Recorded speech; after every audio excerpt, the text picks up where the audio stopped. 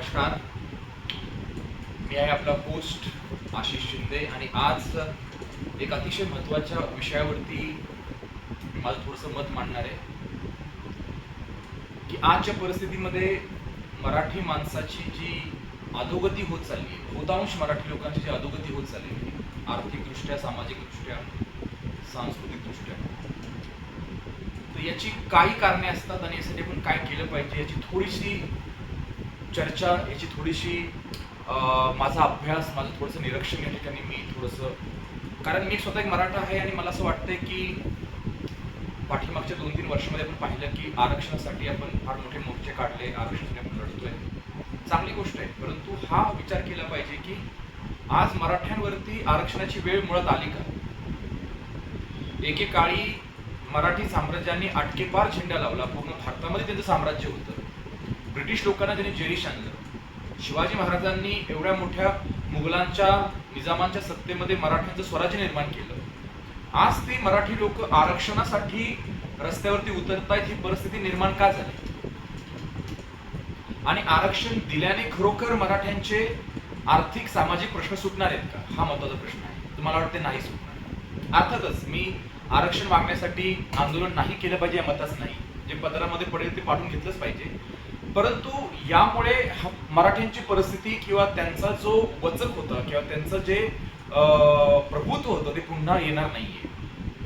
आता बदलत्या परिस्थितीनुसार आता मराठी युवकांनी मुख्यतः काय केलं पाहिजे याचा विचार केला पाहिजे. अनेक चित्रपट आपण पाहतो की कार्यकर्ते बनू नका, पॉलिटिशियनच्या मागे पळू नका, याचा त्याचा झेंडा हातामध्ये घेऊ नका, कट्ट्यावर बसून तंबाखू मळत बसून बोलत बसू नका, अशा बऱ्याचशा गोष्टी आणलेल्या आहेत. समाजाचं सुधारण्यासाठी बऱ्याचशा गोष्टी मीडियामध्ये आलेल्या आहेत. परंतु मला असं वाटतंय की मराठा हा जो समाज आहे याचं जर आपण एक अनुवंशिकता किंवा जेनेटिक मेकअप बघितलं तर आपण लढवय्ये आहोत, आपण क्षत्रिय आहोत, आपण साम्राज्य निर्माण करणारे आहोत, आपल्या मनगटामध्ये ताकद आहे. पण आता लढाया राहिलेल्या नाहीयेत. आता ती मनगटाची, शारीरिक ताकदीची गरज राहिलेली नाहीये. तर ह्या मनगटाची ताकद आता कुठेतरी आपल्या बोलण्यामध्ये, आपल्या बुद्धीमध्ये, आपल्या कौशल्यामध्ये उतरवणं गरजेचं आहे. आणि कुठेतरी आपला मराठी माणूस, कुठेतरी आपला मराठी युवक हा ही ताकद न ओळखता ही ताकद तो वाया घालवतोय. इंग्लिश भाषेवरती प्रभुत्व निर्माण केलं पाहिजे, चांगलं शिक्षण घेतलं पाहिजे, चांगले नवीन नवीन ग्लोबल जागतिक स्किल शिकले पाहिजेत. आणि सगळ्यात महत्त्वाची गोष्ट म्हणजे बोलण्याची कला. आपण मराठी माणसं कुठेतरी थोडंसं स्वाभिमानी असतो. आपण कुठेतरी वाट बघतो की आपल्याला कोणीतरी मान द्यावा किंवा आपण पुढे जाऊन इनिशिएटिव्ह घेऊन काही गोष्टी करत नाही. आणि याच्यामध्ये मात्र नक्कीच हिंदी भाषिक म्हणजे उत्तर भारतीय असतील, दक्षिण भारतीय लोक असतील, हे नक्कीच यामध्ये पुढे आहेत. मराठी लोकांनी सुद्धा ह्या गोष्टी आता काळा परत्वे शिकणं गरजेचं आहे. मराठी माणसामध्ये खूप मोठी लिडरशिप, खूप मोठी ताकद या महाराष्ट्र राज्याला नाही, देशाला नाही तर जगाला चालवण्याची आहे. आता आपण इतिहास पाहिला तर माझ्या अंगावरती आजही म्हणजे असा थरकाप उडतो की अरे एवढी मोठी सत्ता या भारत देशात हिंदुस्थान मराठ्यांनी गाजवली, त्याच्यावर किती आक्रमणं झाली, तरी सुद्धा त्यातून पुन्हा आपण आपलं वर्चस्व प्रस्थापित केलं. आणि आज आपण एवढे मजबूर, आपण एवढे लाचार का झालेलो आहोत? कारण आपण आर्थिकदृष्ट्या दुबळे होत चाललेलो आहोत. बराचसा मराठा समाज हा शेतीवरती आजही अवलंबून आहे. आणि शेतीची परिस्थिती आपण बघतो की शेतीची परिस्थिती ही दिवसेंदिवस बिघडत चाललेली आहे. नवीन युवक शेती करण्याची त्यांची इच्छा नाहीये, त्या शेतीमध्ये आधुनिकता नाहीये, त्याच्यामध्ये व्यापारी तत्व नाहीये.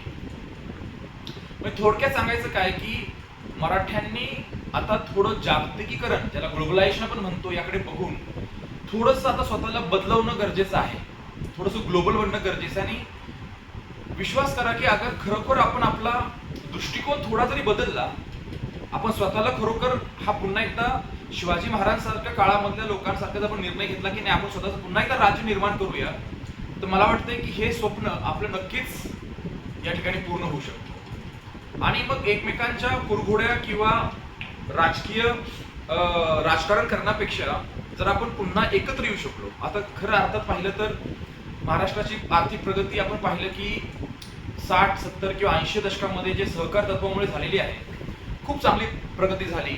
ऊसाचे कारखाने असतील किंवा दूध संकलन केंद्र असतील किंवा इतर काही छोटे मोठे कारखाने आणि कृषी आधारित जे काही कारखानदारी आणि सहकारी तत्वावरती, त्यामुळे महाराष्ट्राची खरंच प्रगती झाली. परंतु पुन्हा त्याच्यामध्ये राजकारण घुसल्यामुळे आपण त्याच्यामध्येही आपण पिछेहाट होत गेली. पण मला सांगायचं उद्दिष्ट आहे की हा सगळा इतिहास जो आहे की मराठ्यांनी ठरवलं की एकत्र येऊन जर आपण काही लढा द्यायचं ठरवलं, काही लिडरशिप द्यायची ठरवलं, आर्थिक दृष्ट्या काही निर्णय घ्यायचं ठरवलं आणि प्रगतीच्या दिशेने जाण्याचं ठरवलं, तर आपण पुन्हा एकदा आपलं स्वराज्य हे नक्कीच निर्माण करू शकतो.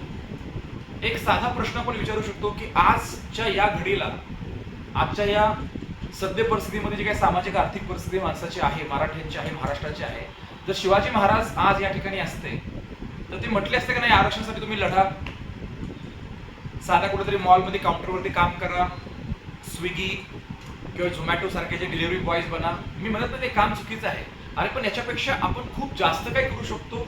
महाराजांनी नक्की सांगितलं असेल तुम्ही लढा, तुमच्यामध्ये खूप ताकद आहे, तुम्ही तुमचा स्वाभिमान पुन्हा ओळखा आणि तुमच्यामधलं टॅलेंट आज बरं तलवारीमध्ये चालणार नाही, बंदुकीमध्ये चालणार नाही, परंतु तुमच्यामधलं ज्या मनगटामध्ये तुमची ताकद आहे त्या बुद्धीचा वापर करा, त्या मनगटाचा वापर करा आणि पुन्हा आपली राजेशाही, पुन्हा आपली मराठीशाही, पुन्हा आपली प्रगती जी आहे ती पूर्वपदावरती आणण्याची फार गरज आहे. आणि युवकांनी अशा प्रकारची चर्चा करून खेडेगाव असतील, शहर असतील, नगर असतील, त्या सगळ्या भागामध्ये आज मला वाटतं की राजकीय पक्षांमध्ये अशा प्रकारची भिडस्त, अशा प्रकारचा दूरदृष्टिकोन, अशा प्रकारचा अजेंडा दिसत नाही. मला वाटतं राजकारणामध्ये कुणी गेलं तरी तो आजच्या घडीला हेच करणार आहे. बरेचसे लोक असे मराठी समाजाला पुढे नेण्यासाठी राजकारणामध्ये घुसले आणि पुन्हा ते राजकारणच करू लागले. तर राजकारण हा एक वेगळा विषय आहे, त्याला दूर ठेवून प्रत्येक गावामध्ये, प्रत्येक वाडीमध्ये, प्रत्येक कॉलनीमध्ये, सोसायटीमध्ये जिथे मराठी समाज आहे त्यांनी एकत्र येऊन हा विचार केला पाहिजे की आपण एकजूट होऊन पुन्हा एकदा आपलं राज्य कसं निर्माण करू शकतो, आपण पुन्हा नोकऱ्या कसं मिळवू शकतो, आपण कारखानदारीमध्ये कसं येऊ शकतो, आपण एक्सपोर्ट इम्पोर्ट मध्ये कसं येऊ शकतो, आपण महाराष्ट्राच्या बाहेर भारतामध्ये, जगामध्ये कशा प्रकारे जाऊ शकतो, नोकऱ्या करू शकतो. आपली एक लिंक, आपला एक काय म्हणूया की एक प्रकारचं एकमेकाला जसं इतर समाजामध्ये लोक मदत करतात तसं एक प्रकारची पूर्ण लिंक अशा आपण तयार करू शकतो का जगभरामध्ये, याचा विचार केला पाहिजे. आणि ती वेळ किंबहुना आता आली म्हणण्यापेक्षा कधीच येऊन गेलेली आहे आणि आता आपण हातपाय गाळून बसण्यामध्ये काही अर्थ नाहीये. आपण सर्व समाजांमधल्या, मराठा समाजामधल्या युवकांनी एकत्र येऊन आरक्षणासाठी लढा द्याच तुम्ही पुन्हा पुन्हा म्हटलेले आहे. परंतु या महाराष्ट्राचा इतिहास आपल्याला गवा आहे की आपण कुठेतरी आपलं जे अस्तित्व आहे, आपला स्वाभिमान आहे तो आपण गमवत चाललेलो आहे. आपले युवक भटकत आहेत, शेतकरी समाज मागे पडत चाललेला आहे आणि कुठेतरी उत्तर आणि दक्षिण भारतीय महाराष्ट्रामध्ये येऊन सुद्धा त्यांनी कुठे ना कुठे आपलं वर्चस्व हळूहळू निर्माण केलेलं आहे. जसं ब्रिटिशची ईस्ट इंडिया कंपनी आली, व्यापारी म्हणून आले, राज्यकर्ते बनले, महाराष्ट्राची ही गत होत चाललेली आहे. मला इथे कुठला प्रांतवाद करायचा नाहीये, परंतु आपण जर गाफील राहिलो तर नक्कीच मराठ्यांचं महाराष्ट्र हे जे चित्र आपण किंवा हा जो इतिहास आपण पाहत आलेलो आहे हे नक्कीच राहणार नाही. आणि म्हणून माझी सर्व युवकांना कळकळीची विनंती आहे की तुम्ही पुन्हा पुन्हा मी सांगतोय, शिक्षण घेणं, एकजूट करणं, एकमेकांना पुढे जाण्यासाठी पाय ओढ न करता मदत करणं, हा जर दृष्टिकोन आपण बदलला, स्त्रियांना स्वातंत्र्य देणं, शिक्षण घेण्यासाठी, नोकरी करण्यासाठी, आपण आजही थोडंसं संकुचित किंवा पारंपरिक विचारसरणीने अजून तेवढ्या मराठी स्त्री आणि मुली अजूनही तेवढ्या प्रमाणे ग्लोबलाइज झालेलं नाही, जी गरज आहे. आज आपले 50% जर महिलांचं जर लोकसंख्या आहे तर त्यांना सुद्धा कुठेतरी या प्रगतीचा हिस्सा बनवून देणं आणि आपला स्वाभिमान, आपले जुने रूढी परंपरेगत विचार दूर ठेवणं गरजेचं आहे. आपण नको त्या रूढी परंपरा आधी पाळत राहिलो, जे खरोखर मराठ्यांना जी गोष्ट करणं गरजेचं आहे ते आपण करत नाही. तर आपण सगळ्यांनी पुन्हा एकत्र येऊन याचा विचार, एक मांडणी केली पाहिजे, एक ब्ल्यूप्रिंट बनवली पाहिजे की मराठी समाज हा पुढे कसा जाऊ शकतो सगळ्या क्षेत्रामध्ये, सामाजिक दृष्ट्या, आर्थिक दृष्ट्या, सांस्कृतिक दृष्ट्या, आध्यात्मिक दृष्ट्या. आणि जेणेकरून हे सगळं केवळ एका मराठीला, एका युवकाला शक्य नाही आज, किंवा एका राष्ट्राला शक्य नाहीये. त्यास पूर्ण मराठा समाज जसा आरक्षणाला पेटून उठला, तो विकासाच्या दृष्टिकोनाने जेव्हा एकत्र येईल त्यावेळेस नक्की येणाऱ्या दिवसामध्ये महाराष्ट्राचं आणि मराठ्यांचं चित्र बदलेल असं मला वाटतंय. आणि याच्यामध्ये केवळ एकमेकाला हा सल्ला देणं नाहीये, तर मी असो किंवा कोणी असो सगळ्यांनी एकत्र येऊन अशा प्रकारचा निर्णय घेऊन पुढे जाणं गरजेचं आहे. आणि लवकरात लवकर अशा प्रकारचे एक क्रांती आपल्याला पाहायला मिळेल अशी मी अपेक्षा करतो. आणि जे कोणी ऐकतील त्यांच्यामध्ये थोडंसं हे जर मराठ्यांचं स्वाभिमान जागृत झाला आणि त्यांनी खरंच चळवळ निर्माण केली, तर मी म्हणेन की नक्कीच हा माझा संदेश किंवा ही माझी कळकळ ही काही लोकांपर्यंत पोहोचू शकेल. धन्यवाद.